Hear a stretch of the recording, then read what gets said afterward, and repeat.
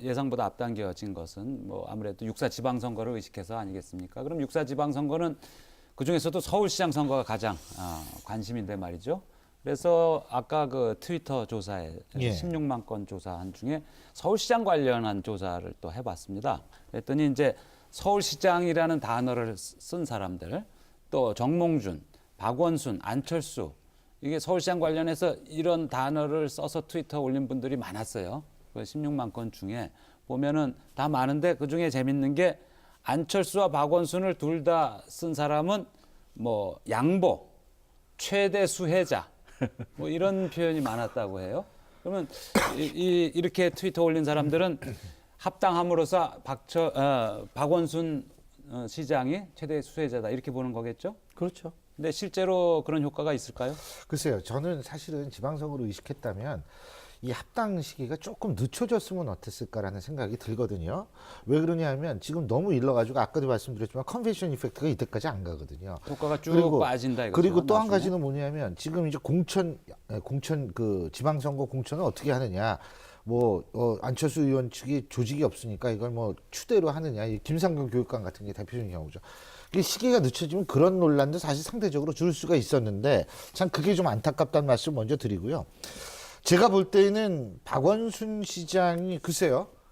근데 이게 솔직한 얘기로 저는 이래요. 이번 지방선거가 프레임 구도로 가느냐, 인물 구도로 가느냐에 따라서 유리해지고 불리해지고가 달라질 수 있다고 보거든요. 근데 지금 아직까지는 야당이 프레임을 만드는 성공하지는 못했어요. 그래서 인물 구도로 나가거든요. 인물 구도로 나가면 아무래도 현역 프레임을 줄 수밖에 없어요. 그래서 신당을 만들어졌다. 그래서 지지율 높아지고 박원순 어떻게 될까 이거보다도 지지율 높은 상태에서 야권이 어떤 식의 프레임을 만드느냐. 그래서 그걸 얼마큼 정착시키느냐. 선거 구도로.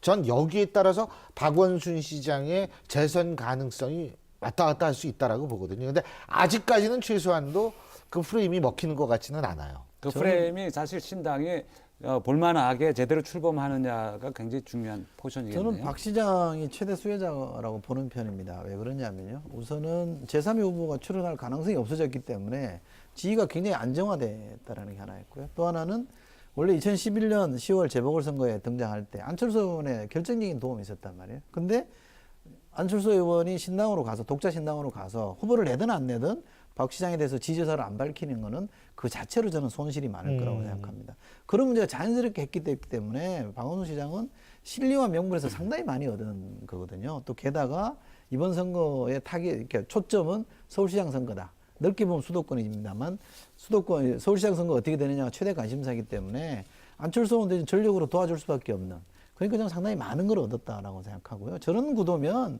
실력 대 실력으로 붙는 겁니다. 여야가 1대1로 붙는 거기 때문에. 그렇죠. 네. 누가 많이 가지냐에 따라 싸움이죠. 근데요, 저는 사실 조금 그 부분에 있어서 우리가 또 생각해야 될 부분이 있다고 보는 게 이게 컨벤션 이펙트를 박원순 시장도 사실 볼 수가 있는 상황이에요. 제가 볼 때는. 근데 생각보다 그게 그렇게 많이 안 오른다는 거죠.